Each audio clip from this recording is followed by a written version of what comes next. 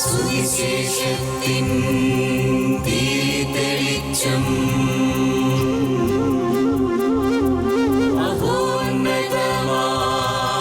ആത്മാർപ്പണം. വചനം സത്യം ജീവദായകം.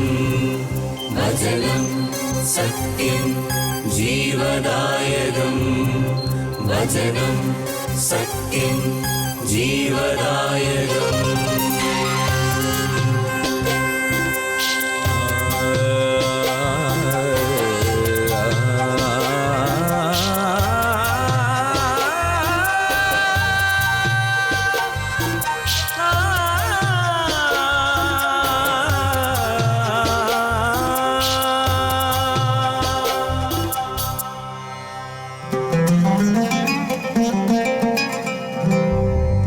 അധ്വാനിപ്പവർ തൻ സിരകളിലൊഴുകും ജീവൻ പകരും ദിവ്യഭോജനം. അധ്വാനിപ്പവർ തൻ സിരകളിലൊഴുകും ജീവൻ പകരും ദിവ്യഭോജനം. അതിരുകൾ ഭേദിക്കും സ്നേഹത്തിൻ്റെ രശ്മികൾ ഞങ്ങളെ ഉണർത്തുന്ന പുതിയ പ്രഭാതം. അതിരുകൾ ഭേദിക്കും സ്നേഹത്തിൻ്റെ രശ്മികൾ ഞങ്ങളെ ഉണർത്തുന്ന പുതിയ പ്രഭാതം. മന്ന മന്ന മന്ന.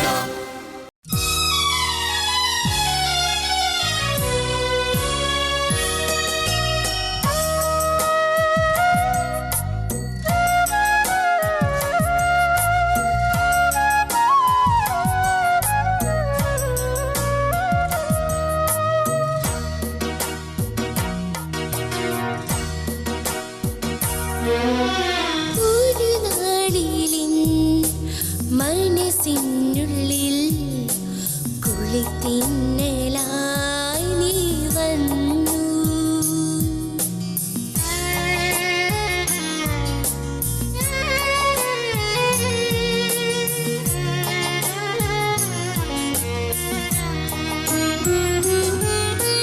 ഒരു നാളിലിൻ മനസ്സിനുള്ളിൽ കുളിത്തിന്നലായി നീ വന്നു. തളരുമെന്നിൽ ബലമേകിടാൻ, കരയുമെന്നിൽ അലിവേകിടാൻ നീ മാത്രമല്ലോ നാഥാ. ഒരു നാളിലിൻ മനസ്സിനുള്ളിൽ കുളിർത്തിന്നലായി നീ വന്നു.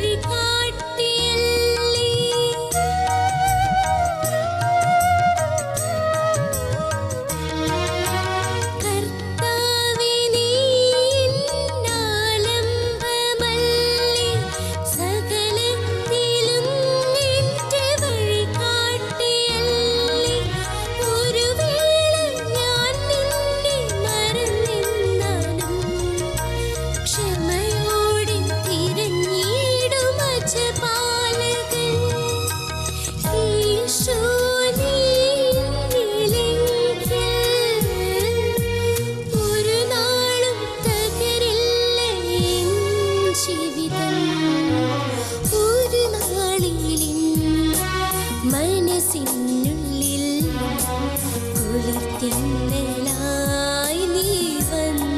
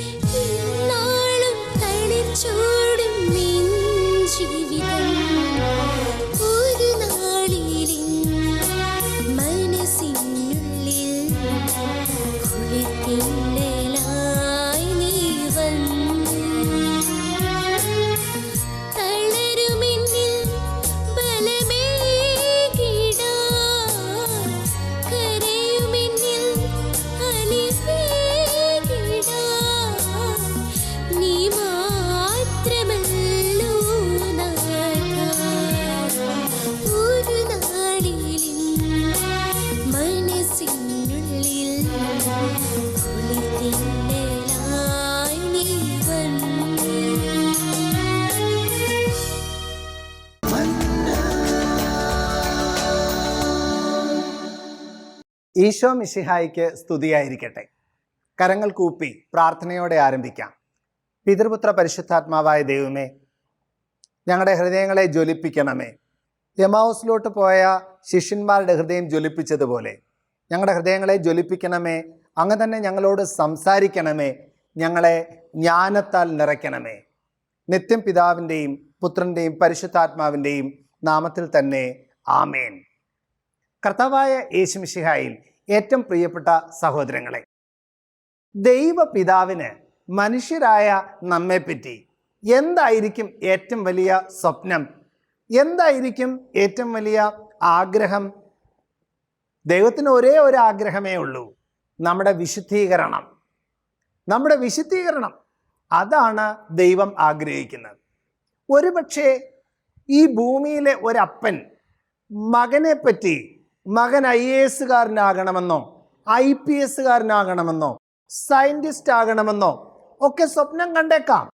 അങ്ങനെയൊക്കെ സ്വപ്നം കാണുന്നതിൽ തെറ്റൊന്നുമില്ല. എന്നാൽ ഒരു മകൻ IAS കാരനോ IPS കാരനോ സയന്റിസ്റ്റോ ഒക്കെ ആയി മാറിയതിനു ശേഷം ജീവിതയാത്രയിൽ വഴിതെറ്റിപ്പോയാലോ, ഒരു ദുർമാതൃകയായി പോയാലോ, ഒരു കുപ്രസിദ്ധനായി പോയാലോ, ആ മാതാപിതാക്കന്മാർ എന്തായിരിക്കും ചിന്തിക്കുക? ആ മാതാപിതാക്കന്മാർ ഇങ്ങനെ ചിന്തിക്കും, എൻ്റെ മകൻ പഠിച്ച് ഇങ്ങനെ വലിയ പദവിയിലൊന്നും എത്തിയില്ലെങ്കിലും കുഴപ്പമില്ലായിരുന്നു, അവൻ ഈ പ്രവർത്തികൾ, ഈ തെറ്റായ പ്രവർത്തികൾ ചെയ്യാതിരുന്നാൽ മതിയായിരുന്നു എന്ന്. ജീവിതത്തിൽ ചില അനുഭവങ്ങളിലൂടെയാണ് നമുക്ക് ഈ വിവേകം ലഭിക്കുന്നത്. ദൈവമായ കർത്താവോ നമ്മുടെ മാർക്ക്, നമ്മുടെ റാങ്ക്, നമ്മുടെ ബാങ്ക് ബാലൻസ്, നമ്മുടെ ഭംഗി, നമ്മുടെ സ്റ്റൈല്, ട്രെൻഡിങ് ആണോ, ഇതൊന്നും ദൈവമായ കർത്താവ് വലിയ കാര്യമായി പരിഗണിക്കുന്നില്ല. എന്താണ് ദൈവം വലിയ കാര്യമായി പരിഗണിക്കുന്നത്? ഒരേ ഒരു കാര്യം, നമ്മുടെ വിശുദ്ധി, നമ്മുടെ വിശുദ്ധീകരണം. 1 തെസ്സലോനിക്കർ 4:3. നിങ്ങളുടെ വിശുദ്ധീകരണമാണ് ദൈവം അഭിലഷിക്കുന്നത്. ദൈവത്തിന് നമ്മെപ്പറ്റി ഒരേ ഒരു ആഗ്രഹമേ ഉള്ളൂ. മത്തായി 5:48, നിങ്ങളുടെ പിതാവ് പരിപൂർണനായിരിക്കുന്നത് പോലെ നിങ്ങളും പരിപൂർണരായിരിക്കും. ഇതാണ് ദൈവത്തിൻ്റെ സ്വപ്നം. വിശുദ്ധി കൂടാതെ ആർക്കും ദൈവത്തെ പ്രസാദിപ്പിക്കാൻ സാധിക്കുകയില്ല. വിശുദ്ധി കൂടാതെ ആർക്കും ദൈവത്തെ പ്രസാദിപ്പിക്കാനായി സാധിക്കുകയില്ല. നമ്മുടെ ഈ ജീവിതയാത്രയിൽ ദൈവം നമ്മളിൽ നിന്ന് അഭിലഷിക്കുന്ന ഏറ്റവും പരമപ്രധാനമായ കാര്യം നമ്മുടെ വിശുദ്ധീകരണം തന്നെയാണ്. എല്ലാ വ്യക്തികളും ഒരു ആത്മാവാണ് കേട്ടോ. മനസ്സുകൊണ്ട് ചിന്തിക്കുന്നു, ഒരു ശരീരത്തിൽ വസിക്കുന്നു. ഒരു മനുഷ്യ വ്യക്തി ഒരു ആത്മീയ ജീവിയാണ്, ഒരു സ്പിരിച്വൽ ബീയിങ് ആണ്. ഈ ഭൂമിയിൽ ഒരു ഹ്യൂമൻ എക്സ്പീരിയൻസ് ലഭിക്കുന്നു, ഒരു മനുഷ്യ ജീവിത അനുഭവം ലഭിക്കുന്നു എന്ന് മാത്രം. നമ്മുടെ പൗരത്വം സ്വർഗത്തിലാണ്. നമ്മുടെ പിതാവായ ദൈവമാണ്. നാം സ്വർഗത്തിലെ പൗരന്മാരാണ്. എങ്ങനെയാണ് നമുക്ക് നമ്മുടെ ഈ ജീവിതയാത്രയിൽ വിശുദ്ധിയിലേക്ക് വളരാൻ ആവുക? വളരെ ഇമ്പോർട്ടൻ്റ് ആയ കാര്യം വിശുദ്ധിക്ക് വേണ്ടി പരിശ്രമിക്കണം എന്നുള്ളത് തന്നെയാണ്. ഹെബ്രായർ 12:14 എല്ലാവരോടും സമാധാനത്തിൽ വർത്തിച്ചുകൊണ്ട് നിങ്ങൾ വിശുദ്ധിക്ക് വേണ്ടി പരിശ്രമിക്കുവാൻ. നമ്മുടെ ഈ ജീവിതയാത്രയിൽ നാം എന്തെല്ലാം കാര്യങ്ങൾക്ക് വേണ്ടി പരിശ്രമിക്കുന്നുണ്ട്? ധാരാളം കുട്ടികൾ പരീക്ഷയ്ക്ക് നല്ല മാർക്കിന് വേണ്ടി പരിശ്രമിക്കുന്നുണ്ട്. അനേകം ചെറുപ്പക്കാർ നല്ല ജോലി കിട്ടുന്നതിന് വേണ്ടി പരിശ്രമിക്കുന്നു. ജോലി കിട്ടിക്കഴിഞ്ഞാലോ പ്രൊമോഷൻ കിട്ടുന്നതിന് വേണ്ടി പരിശ്രമിക്കുന്ന ധാരാളം ആളുകളുണ്ട്. ഈ ഭൂമിയിൽ ഒരു സിഗ്നേച്ചർ ഇട്ടിട്ട് പോകാനായി, വലിയ കാര്യങ്ങൾ ചെയ്യാനായി പരിശ്രമിക്കുന്ന ധാരാളം ആളുകളുണ്ട്. നല്ല ഗ്രന്ഥങ്ങൾ എഴുതാൻ ശ്രമിക്കുന്നവർ, നല്ല വീഡിയോ ചാനൽസ് ഒക്കെ ഉണ്ടാക്കാൻ പരിശ്രമിക്കുന്നവർ, ധാരാളം ആളുകൾ പരിശ്രമിക്കുകയാണ്. എന്തിനു വേണ്ടി? ഈ ഭൂമിയിൽ ഒരു സിഗ്നേച്ചർ ഇട്ടിട്ട് പോകാൻ. ഈ ഭൂമി മുങ്ങാൻ പോകുന്ന ഒരു കപ്പലല്ലേ പ്രിയപ്പെട്ടവരെ? നമ്മുടെ ഈ ജീവിതയാത്ര ഒരു തീർത്ഥാടന യാത്രയല്ലേ? ഈ ഭൂമിയിലെ അല്പകാല ജീവിതത്തിന് ശേഷം നിത്യജീവിതത്തിലേക്ക് പ്രവേശിക്കാനുള്ള ആളുകളാണ് നാം ഓരോരുത്തരും. അതുകൊണ്ട് തന്നെ ദൈവം നമ്മോട് പറയുകയാണ്, സ്വർഗത്തിനു വേണ്ടി പരിശ്രമിക്കാൻ, വിശുദ്ധിക്ക് വേണ്ടി പരിശ്രമിക്കാൻ. ഈ ഭൂമിയിലെ അധ്വാനത്തിന് കുറച്ച് പ്രയോജനങ്ങളൊക്കെ ഉണ്ട്. ഭൂമിയിലെ അധ്വാനത്തിന് കുഴപ്പമൊന്നുമില്ല. ഭൂമിയിൽ പഠിച്ച് മിടുക്കനാവുന്നത് കൊണ്ട് കുറെ പ്രയോജനങ്ങളൊക്കെ ഉണ്ട്. എന്നാൽ ഏറ്റവും പരമപ്രധാനമായ കാര്യം വിശുദ്ധിക്ക് വേണ്ടി അധ്വാനിക്കുക എന്നുള്ളത് തന്നെയാണ്. വിശുദ്ധിക്ക് വേണ്ടി പരിശ്രമിക്കുമ്പോഴാണ് നമുക്ക് വിശുദ്ധരാകാൻ പറ്റുന്നത്. ധാരാളം കുട്ടികളോട് നമുക്ക് ചോദിച്ചു നോക്കാം, എന്താണ് സ്വപ്നമെന്ന്. ഒരു 100 കുട്ടികളിൽ ഒരാളെങ്കിലും പറയുമോ, എൻ്റെ സ്വപ്നം ഒരു വിശുദ്ധനാകണം, ഒരു വിശുദ്ധയാകണം എന്നുള്ളതാണ് എന്ന്? കൊച്ചു ത്രേസ്യ പുണ്യവതി പറഞ്ഞു, എൻ്റെ സ്വപ്നം ഒരു വിശുദ്ധയാകണം എന്നുള്ളത് തന്നെയാണ്. വീണ്ടും കൊച്ചു ത്രേസ്യ പുണ്യവതി പറഞ്ഞു, ഒരു വിശുദ്ധൻ എങ്ങനെയാണ് ജീവിക്കുന്നത്, ഒരു വിശുദ്ധൻ എങ്ങനെയാണ് പ്രാർത്ഥിക്കുന്നത്, ഒരു വിശുദ്ധൻ എങ്ങനെയാണ് ബൈബിൾ വായിക്കുന്നത് എന്നൊക്കെ അറിയാൻ എനിക്ക് എൻ്റെ അപ്പനെ നോക്കിയാൽ മതിയായിരുന്നു. എൻ്റെ അപ്പനാണ് വിശുദ്ധിക്ക് എനിക്ക് ഏറ്റവും നല്ല മാതൃക എന്ന് കൊച്ചു ത്രേസ്യ പുണ്യവതി. നമ്മുടെ അടുത്ത തലമുറയൊക്കെ വിശുദ്ധി സ്വപ്നം കാണണം എന്നുണ്ടെങ്കിൽ മാതാപിതാക്കന്മാർ വിശുദ്ധിക്ക് വേണ്ടി പരിശ്രമിക്കുന്നവരാകണം. നമ്മുടെ തലമുറ ഒരു അനുഗ്രഹമായി മാറാൻ, നമ്മുടെ തായ് വഴികളിൽ വിശുദ്ധരുണ്ടാകാൻ മാതാപിതാക്കന്മാർ വിശുദ്ധിക്ക് വേണ്ടി ആഗ്രഹിക്കണം, വിശുദ്ധിക്ക് വേണ്ടി ആത്മാർത്ഥമായി പരിശ്രമിക്കുകയും ചെയ്യണം. രണ്ടാമത്തെ ഏറ്റവും പ്രധാനപ്പെട്ട മാർഗം, വിശുദ്ധിയിലേക്ക് വളരാനുള്ള ഏറ്റവും പ്രധാനപ്പെട്ട മാർഗം നമ്മെ തന്നെ കഴുകിയെടുക്കുക എന്നുള്ളതാണ്. ദൈവമായ കർത്താവ് നമുക്ക് വേണ്ടി സ്ഥാപിച്ചു തന്ന എത്ര മനോഹരമായ ഒരു കൂദാശയാണ് വിശുദ്ധ കുമ്പസാരം. യോഹന്നാൻ എഴുതിയ സുവിശേഷം 20-ാം അധ്യായം ദൈവമായ കർത്താവ് നമുക്കൊരു പ്രോമിസ് തരികയാണ്. ഒരു വൈദികൻ നമ്മുടെ പാപങ്ങൾ ക്ഷമിക്കുമ്പോൾ അതെല്ലാം ക്ഷമിക്കപ്പെടുന്നു. വലിയൊരു പ്രിവിലേജ് ദൈവം നമുക്ക് തരികയാണ്. രസകരമായ ഒരു ചോദ്യം ഞാൻ എൻ്റെ ജീവിതത്തിൽ കേട്ടിട്ടുണ്ട്. ഒരു മണ്ണെണ്ണ കുപ്പിയിൽ പാൽ വാങ്ങാൻ സാധിക്കുമോ? എന്തു പറയുന്നു? മണ്ണെണ്ണ കുപ്പിയിൽ പാൽ വാങ്ങാൻ സാധിക്കുമോ? നന്നായിട്ടൊന്ന് കഴുകി ഒന്ന് മണത്ത് നോക്കിയാൽ മണ്ണെണ്ണയുടെ മണമുണ്ട്, മാറിയിട്ടില്ല. വീണ്ടും നന്നായിട്ടൊന്ന് കഴുകി മണത്ത് നോക്കുമ്പോഴോ ഇല്ല, മണം മാറിയിട്ടില്ല, ഇപ്പോഴും മണ്ണെണ്ണയുടെ മണമുണ്ട്. കുറച്ച് സോപ്പൊക്കെ ഇട്ട് കുറച്ച് മണലൊക്കെ ഇട്ട് നന്നായിട്ട് ബ്രഷ് ചെയ്ത് നന്നായിട്ട് കുലുക്കി കഴുകിയിട്ട് നോക്കുമ്പോഴോ നോ, ഇപ്പോഴും മണം മാറിയിട്ടില്ല. മണ്ണെണ്ണയുടെ മണം അപ്പോഴും നിൽക്കുകയാണ്. 8, 10, 15, 20 തവണയൊക്കെ കഴുകി കഴിയുമ്പോൾ അവസാനം ഒരു സ്റ്റേജ് ഉണ്ട്. നാം മണത്ത് നോക്കുമ്പോൾ മണ്ണെണ്ണയുടെ ഒരല്പം മണം പോലുമില്ലാത്ത ഒരവസ്ഥ.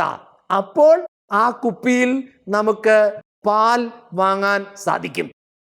നമ്മുടെ ശരീരങ്ങൾ ദൈവത്തിൻ്റെ ആലയമല്ലേ? നിങ്ങളുടെ ശരീരം നിങ്ങൾ വേശ്യയുടെ ശരീരത്തോട് ചേർത്ത് വെക്കുമോ? ദൈവത്തിൻ്റെ ആലയത്തെ നശിപ്പിക്കുന്നവനെ ദൈവവും നശിപ്പിക്കും. ദൈവമായ കർത്താവ് നമ്മോട് ഓർമ്മിപ്പിച്ചു തരികയാണ്, ശരീരത്തിൻ്റെ വിശുദ്ധി നാം പാലിക്കേണ്ടതായിട്ടുണ്ട്. പാപത്തിൽ നിന്ന്, പാമ്പിൽ നിന്ന് എന്നതുപോലെ ഓടി അകലാനുള്ള ഒരു ജാഗ്രത, അതാണ് നമ്മുടെ ജീവിതത്തിൽ വേണ്ടത്. അത് ഈശോ തന്നെ തരണം, അത് പരിശുദ്ധാത്മാവ് തന്നെ തരണം. അത് നമ്മുടെ പ്രാർത്ഥനാ വിഷയമാകണം. കർത്താവെ, പാപത്തിൽ നിന്ന് ഓടി അകലാൻ, വിശുദ്ധിയോടുകൂടെ ജീവിക്കാൻ എനിക്ക് കൃപ തന്നാലും. കൃപ നിറഞ്ഞ മറിയത്തോട് നമുക്ക് മധ്യസ്ഥം ചോദിക്കാം. അമ്മേ, എൻ്റെ ഉള്ളിലും കൃപ നിറയാൻ അമ്മയുടെ മണവാളനായ പരിശുദ്ധാത്മാവിനോട്, അമ്മയുടെ പൊന്നോമന പുത്രനായ ഈശോയോട് പ്രാർത്ഥിക്കണമേ എന്ന് നമുക്ക് അമ്മ മാതാവിൻ്റെ മാധ്യസ്ഥവും ചോദിക്കാം. കൃപ നിറയണം നമ്മുടെ ഉള്ളിൽ.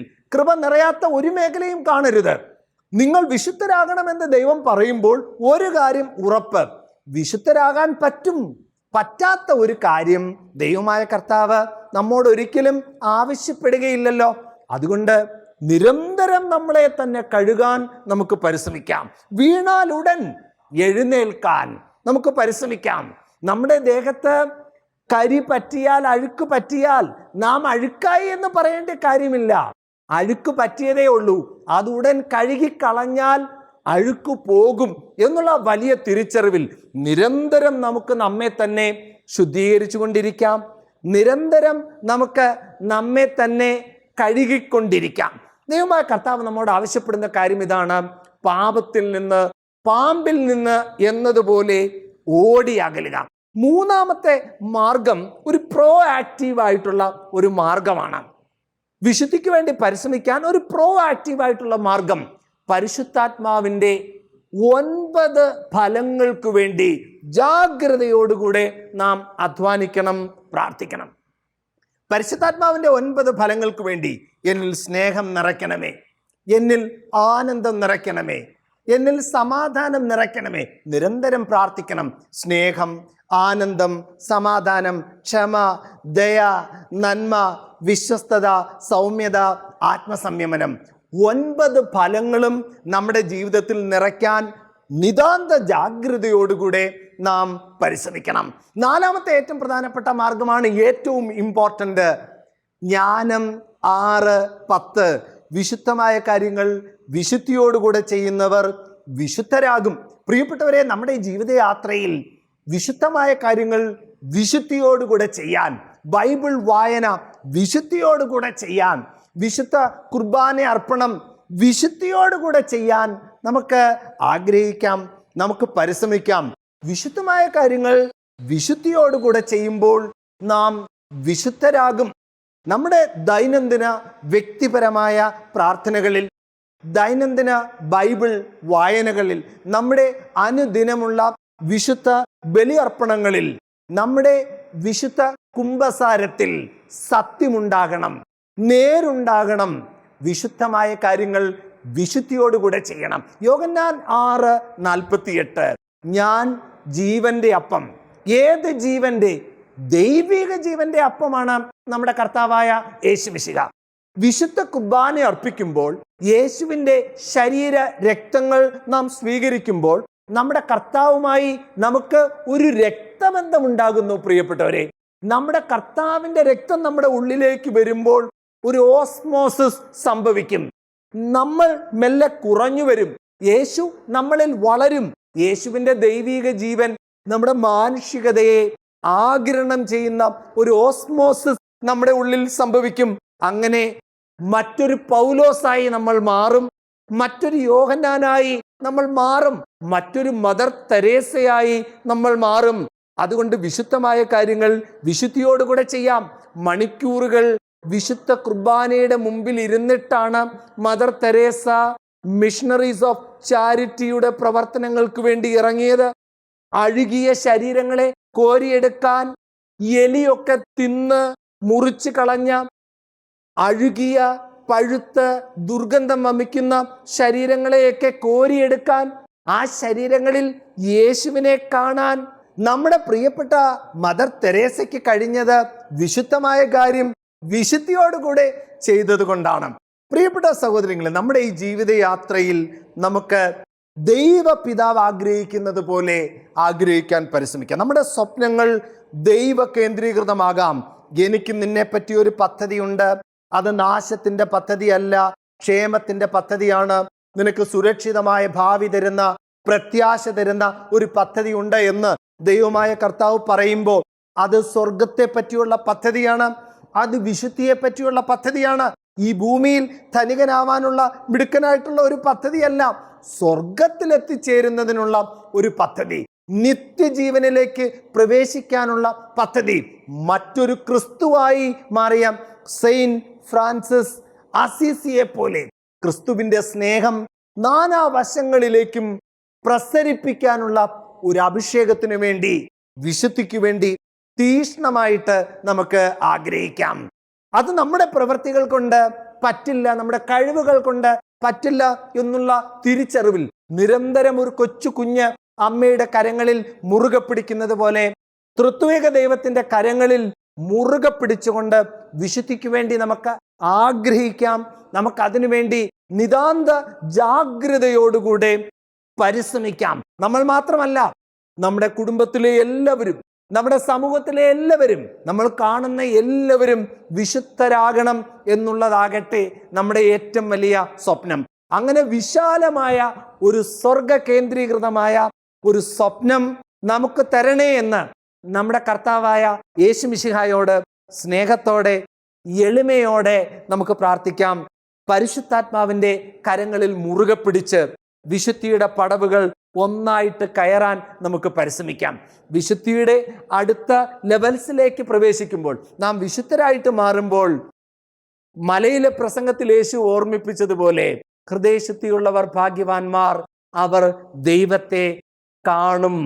വിലകെട്ടത് പറയാതെ സദ്വചനങ്ങൾ മാത്രം ഉച്ചരിക്കുമ്പോൾ നീ എൻ്റെ നാവാകും എന്ന് കർത്താവ് പറഞ്ഞതുപോലെ കർത്താവിൻ്റെ നാവായി മാറാം. ഞാൻ എൻ്റെ കണ്ണുകൊണ്ട് ഒരു കന്യകയെ എങ്ങനെ നോക്കും, ഞാൻ എൻ്റെ കർത്താവുമായി എൻ്റെ കണ്ണുകളും വെച്ച് ഒരു ഉടമ്പടി ചെയ്തിട്ടുണ്ട് എന്ന് പറഞ്ഞ ജോബിനെ പോലെ നമ്മുടെ പഞ്ചേന്ദ്രിയങ്ങളെ വിശുദ്ധീകരിച്ച് വിശുദ്ധിക്ക് വേണ്ടി പരിശ്രമിച്ച് ഒരു വിശുദ്ധനായി മാറാം, ഒരു വിശുദ്ധയായി മാറാം. അതിന് ദൈവം നമ്മെ സഹായിക്കട്ടെ, അനുഗ്രഹിക്കട്ടെ. കരങ്ങൾ കൂപ്പാം, കണ്ണുകൾ അടയ്ക്കാം, പ്രാർത്ഥിക്കാം. കരുണാമയനായ പിതാവായ ദൈവമേ, അങ്ങ് വിശുദ്ധനായിരിക്കുന്നത് പോലെ വിശുദ്ധിയിൽ വളരാൻ എന്നെ സഹായിച്ചാലും. സ്നേഹസ്വരൂപനായ യേശുനാഥ, ഈ ഭൂമിയിലെ യാത്രയിൽ ഞങ്ങളെപ്പോലെ അങ്ങ് ജീവിച്ചപ്പോൾ, ഞങ്ങളെപ്പോലെ അങ്ങ് നടന്നപ്പോൾ, പാപത്തിൽ നിന്ന് മാത്രം അങ്ങ് മാറി നടന്നതുപോലെ നിരന്തരം ദൈവവുമായിട്ടുള്ള ആ കണക്ഷൻ മെയിൻറ്റെയിൻ ചെയ്ത് പാപത്തിൽ നിന്ന് ഓടി അകന്നതുപോലെ ജീവിക്കാൻ ഞങ്ങളെ സഹായിച്ചാലും. പരിശുദ്ധാത്മാവായ ദൈവമേ, കൃപ മഴ പോലെ പെയ്ച്ചു തരണമേ. ഞങ്ങൾക്ക് ജ്ഞാനം നൽകണമേ. വിശുദ്ധ സ്വർഗത്തിൽ നിന്ന്, അങ്ങയുടെ സിംഹാസനത്തിൽ നിന്ന് ജ്ഞാനം അയക്കണമേ. ജ്ഞാനം ഞങ്ങൾക്ക് ദൈവത്തിൻ്റെ ഹിതം എന്താണെന്ന് വെളിപ്പെടുത്തി തരട്ടെ.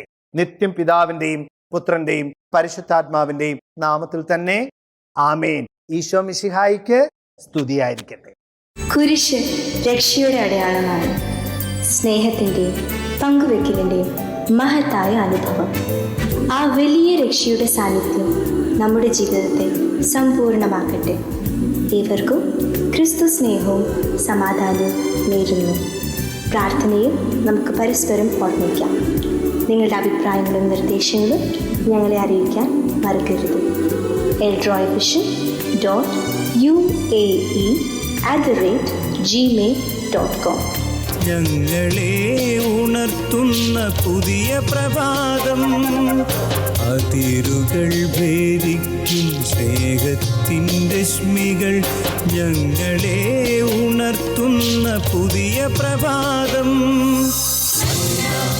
മന്ന മന്ന